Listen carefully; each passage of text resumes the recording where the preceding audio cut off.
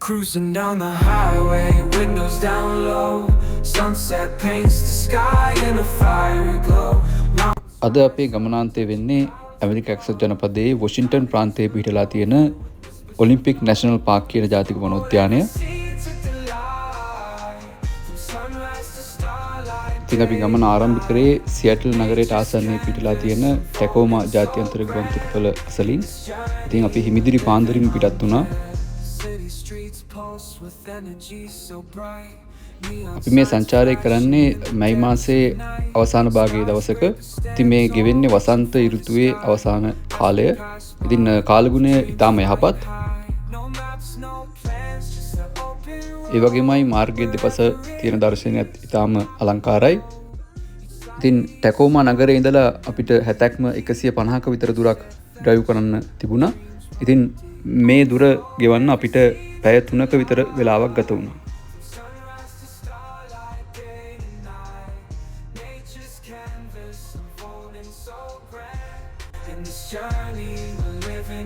Olympic national park එක ගැන කතා කරනකොට ඔබ අනිවාර්යෙන් නරඹලා ඇති ට්වයිලයිට් සාගා කියන මූවි සීරීස් එක. ඉතින් මේ මූවි සීරීස් එක රූගත කෙරුණේ මේ ඔලිම්පික් නැෂනල් පාර්ක් එක තුල සහ ඒ අවට පිහිටා තියෙන ප්‍රදේශ ආශ්‍රිතව තමයි. ඉතින් අපි අද මේ ගමනේදී නරඹන ඇතැම් දර්ශන ඔබ ඒ සිනමා පටයන් තුලින් මීට කලින් දැකලා තියෙන්න පුළුවන්.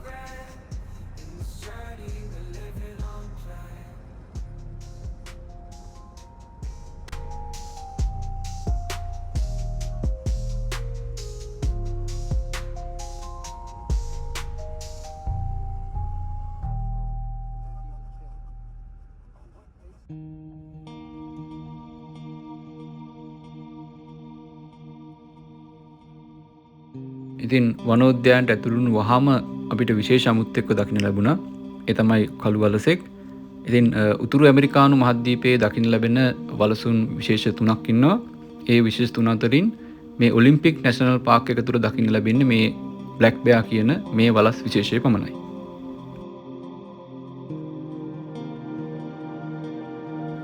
මේ ඇමරිකානු කළු වලස් විශේෂය අනිකුත් විශේෂ දෙක වෙන ග්‍රීස්ලි වලසුන්ට සහ හිම වලසුන්ට සාපේක්ෂව ශරීර ප්‍රමාණයෙන් තරමක් කුඩා විශේෂයක් වෙනවා.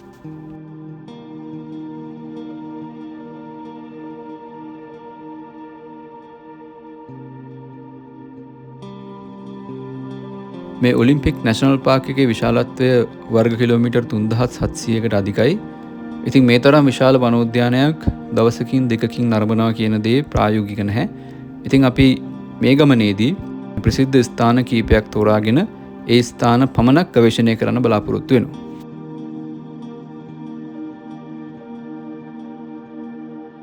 මේ අපි ඇවිත් ඉන්නේ අපේ පළවෙනි නැවතුමට.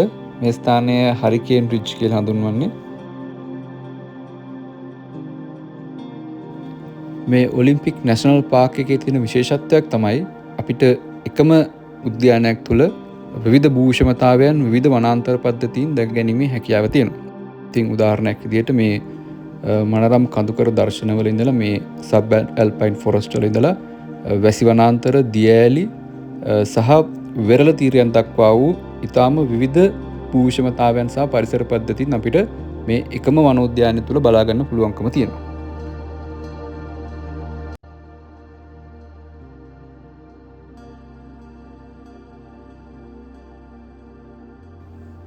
ඉතින් දැන් අපි මේ ඉන්නේ මේ වනෝද්‍යානයේ තියෙන උසින් වැඩිම කලාපය තුළ.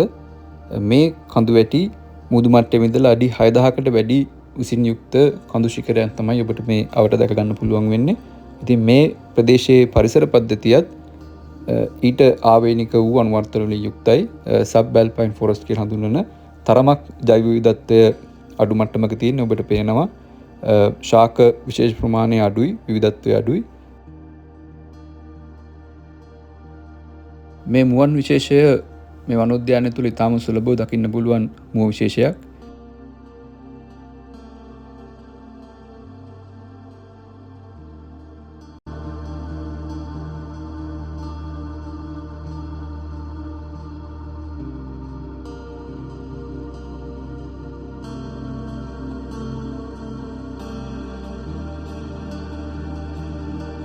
මේ කඳුකර ප්‍රදේශ ශීත කාලය තුලදී බොහෝ විට හිමෙන් වැසී තමයි පවතින්නේ. ඉතින් දැන් මේ වසන්ත ඍතුවේ අගභාගයේ වුණත් තවමත් දිය නොවුණු හිම තට්ටු මේ උස් කඳුන් මුදුන් වල බලා ගන්න පුළුවන්කම තියෙනවා.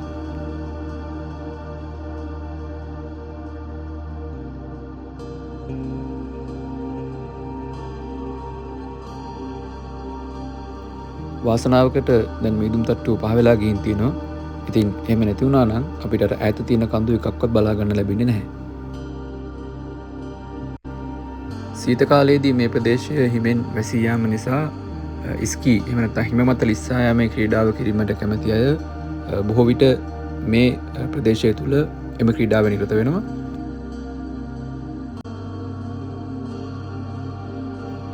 ලංකාවේදී නම් මේ වගේ කඳු වැටි වල ගොඩක් උස්සූ තන විශේෂයන් මාන පඳුරු වගේ අපිට දැක ගන්න පුළුවන්.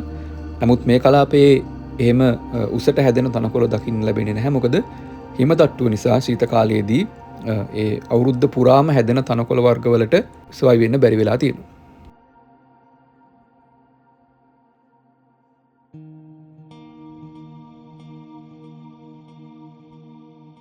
අර ඈතින් පේන්නේ අපි වාහනේ නතර කරපු පාකින් ලොට් එක. ආපසු පහළට එන ගමනේදී අපිට තවත් සුවිශේෂී සතෙක් දකින්න ලැබුණා. මේ ඔලිම්පික් මාමෙට් කියලා හඳුන්වන මේ ප්‍රදේශයටම ආවෙනික වෙච්ච සතෙක්. මෙයා හාවුන්, ලේනුන් වගේ සතුන් අයිති වෙන රොඩන්ස් කියන කාණ්ඩයට අයිති වෙන සතෙක්. මේ උතුරු ඇමරිකානු මහද්වීපය තුළ මේ මාමෙට් විශේෂ 6ක් දැක ගන්න පුළුවන්කම තියෙනවා. ඉතින් ඒ අතරින් මේ ඔලිම්පික් මාමෙට් කියන මේ විශේෂය දකින්න පුළුවන් මේ ඔලිම්පික් නැෂනල් පාර්ක් එක අවට තියෙන මේ කඳු වැටි පන්තිය තුල පමණයි.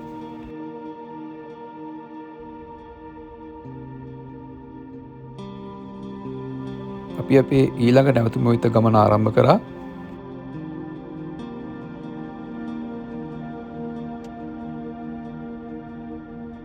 දැන් අපි අර කඳු වැටි කලාපයෙන් පහළට ඇවිත් ඉන්නේ.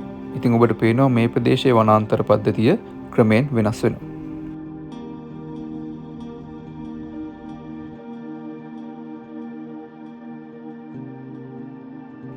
දැන් අපි යන්නේ දියැලක් බලන්න.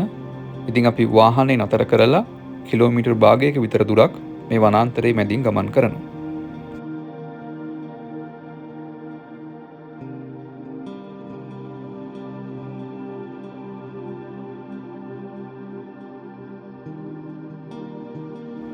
දැන් ඔබට පරිසර පද්ධතියේ පැහැදිලි වෙනස්කම් නිරීක්ෂණය වෙනවා ඇති. අර කඳුකර කලාපයේ වගේ නෙවෙයි මේ කලාපය තුල උස්සු යටි රෝපණයක්, උස තනකොළ, ඒ වගේම විශාලව හැදෙන ශාක විශේෂ, ඒ වගේම ශාක විශේෂ ගොඩක් දකින්න පුළුවන්කම තියෙනවා. ඉතින් ජෛව විවිධත්වය මේ කලාපයේ සාපේක්ෂව ඉහළ අගයක තියෙනවා.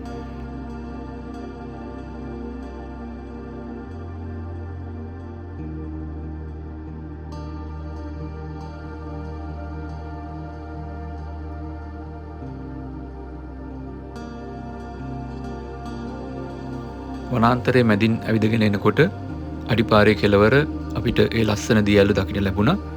ඉතින් මේ දියැල්ල මැඩිසන් ක්‍රීක් ෆෝල් කියලා හඳුන්වන අඩි 50ක විතර උසින් යුක්ත ඊටාම දැකුම් කළු දියැල්ලක්. දැන් ඔබට පේනවා මේ යවට තියෙන මේ ගස්වල පෙඳ පාසි හැදිලා අර තෙත් කලාපීය සදාහරිත වනාන්තරයක ලක්ෂණ බලා ගන්න පුළුවන්කම තියෙනවා.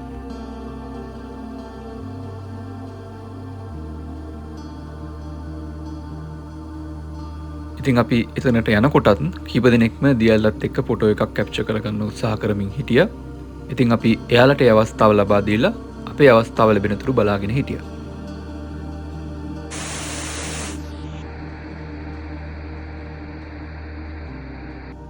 දියැල අවට තවත් අමුත්තෙක් හිටියා.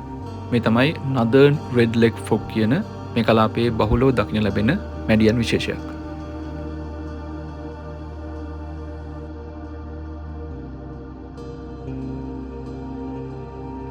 අපේ ඊළඟ නැවතුම තමයි ලේක් ක්‍රෙසන්ට් නමින් හඳුන්වන මේ ක්‍රේටර් ලේක් එක.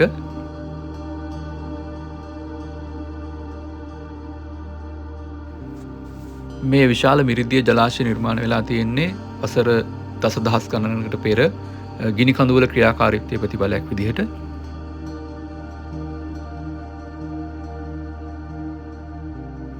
මේ ලේක් ක්‍රෙසන්ට් කියන මේ ජලාශය ඉතාම පිරිසිදු පැහැදිලි නිල්වන් ජලයෙන් යුක්ත ජලාශයක්.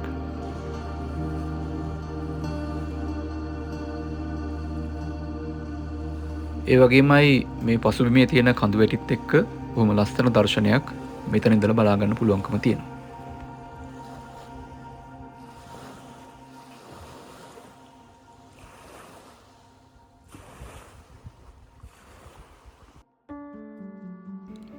අද දවසේ අපේ හතරවෙනි නැවතුම හෝ රේන් ෆොරස්ට් කියලා හඳුන්වන වැසි වනාන්තර පරිසර පද්ධතියකට තමයි දැන් අපි ඇවිල්ලා ඉන්නේ.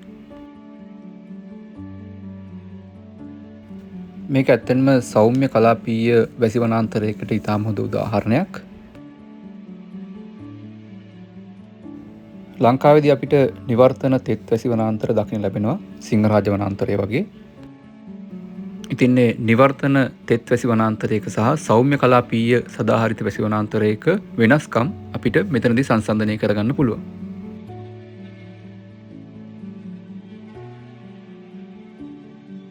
මේ පෙඳ පාසි වලින් වැසුණු ගස් ඊටාම අපූර්ව දර්ශනයක් මවනවා. ඉතින් මේ වගේ දර්ශනයක් සමහර විට ඔබ ට්වයිලයිට් මූවි සීරීස් එකේදීත් ඇතැම් ස්ථානවල දැකලා තියෙන්න පුළුවන්. මොකද ඒ ෆිල්ම් සීරීස් එකත් බොහෝ වෙලාවට මේ කලාපය තුළ තමයි රූගත කරලා තියෙන්නේ. අද දවසේ හොඳට අවුව පායලා පැහැදිලි අහසක් අපිට දකින්න පුළුවන්. හැබැයි අවුරුද්දේ වැඩි දවස් ප්‍රමාණයක් මේ කලාපය වලාකුළින් පරවෙච්ච බොහොම අඳුරු ගුප්ත ස්වභාවයකින් තමයි ගිලිලා තියෙන්නේ.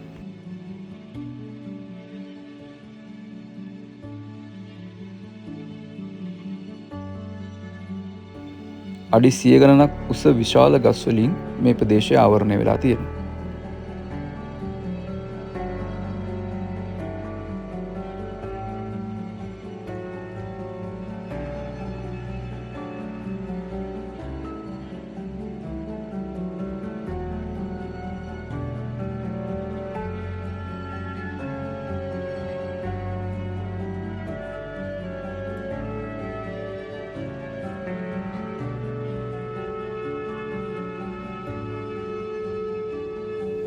දැන් අපි අද දවසේ අපේ අවසාන නැවතුම වන රූබි බීච් කියන වෙරළ තීරයට තමයි ඩ්‍රයිව් කරන්නේ. ඉතින් මේ ඩ්‍රයිව් එක යනකොටත් ඔබට පේනවා මාර්ගයේ දෙපස ජෛව විවිධත්වය ක්‍රමයෙන් වැඩි වෙනවා. වෙරළ තීරයට ආසන්න වෙනවත් එක්කම ඒ ශාකවල තියෙන විශේෂත්ව විවිධත්වය ක්‍රමයෙන් වැඩි වෙනවා.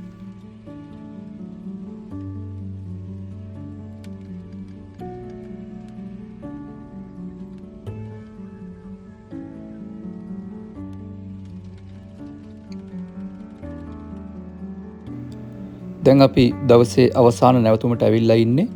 ඔබට ඈතින් පැසිෆික් සාගරය දැක ගන්න පුළුවන්.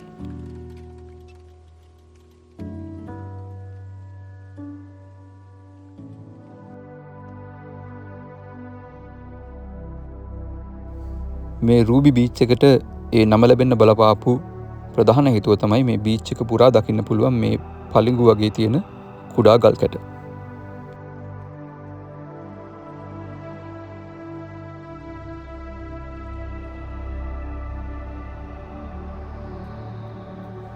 ලංකාවේ අපි සාමාන්‍යයෙන් දකින බීච් එකකට වැඩිය මේ බීච් එකේ ලොකු වෙනසක් තියෙනවා. එකක් තමයි මේ බීච් එකේ අර විශාල වැලි තලාවක් වෙනුවට රූබීස් එහෙම නැත්නම් මේ පලිඟු ආකාර පාෂාණ තට්ටුවක් තමයි දකින්න ලැබෙන්නේ.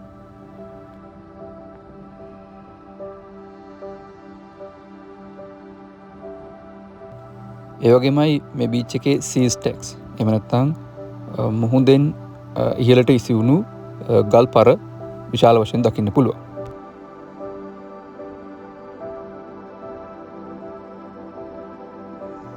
ලංකාවේදී වගේ නෙවෙයි මේ වෙරළ තීරයේ වතුර ගොඩක් සීතලයි. ඉතින් කවුරුත් රැල්ල පා ගන්න යමු වෙන්නේ නැහැ. මොකද වතුරේ තියෙන සීතල දරා ගන්න ටිකක් අමාරුයි.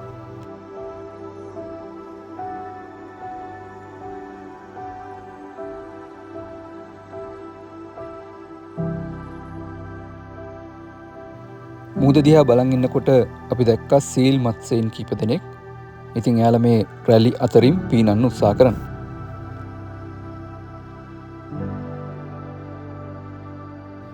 හොඳින් බැලුවොත් ඔයාලට පෙනේවි මේ රැලි අතරින් මතුවෙන කළු පාට පුංචි ඩොට්ස් වගේ. ඉතින් ඒ සිවිල් මත්ස්‍යයන් කීප දෙනෙක්ම අපි මේ අවස්ථාවේ නිරීක්ෂණය කරා.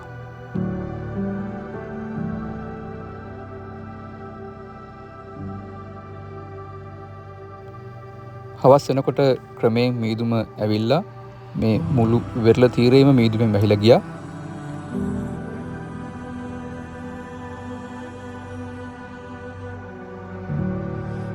මේ වෙරළ තීරයෙන් සතපුම් කීපයක් උතුරට ගියපුවාම කේප් ෆ්ලැටරි කියන තුඩුව පිහිටලා තියෙනවා.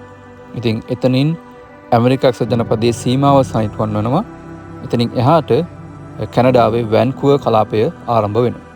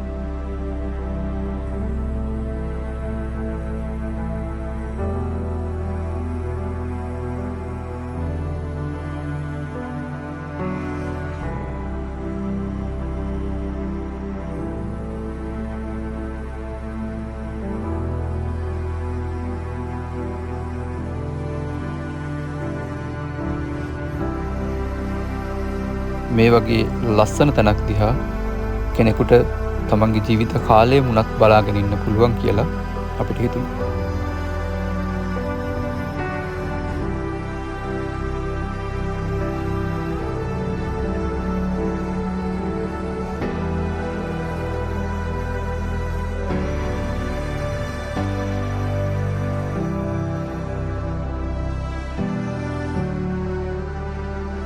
ටිකෙන් ටික මුළු වෙරළ තීරයේම මීදුමෙන් වැහිලා යන්න පටන් ගත්තා.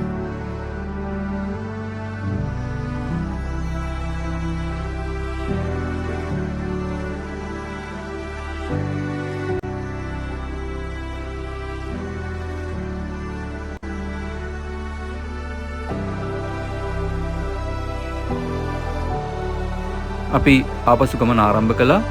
අපිට නැවතත් ටැකෝමා නගරය ආසන්නයටම යන්න තිබුණා. ඉතින් අපිට තරමක් දිග ඩ්‍රයිව් එකක් කරන්න තිබුණා.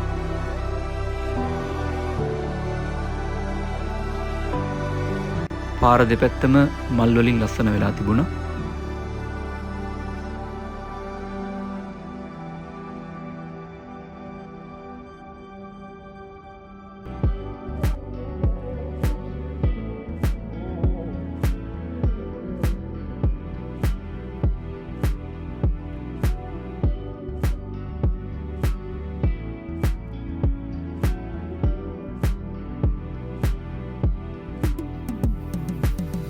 ඉතින් ඔලිම්පික් නැෂනල් පාර්ක් එක අපිට ලස්සන මතකයන් ගොඩක් ඉතුරු කළා.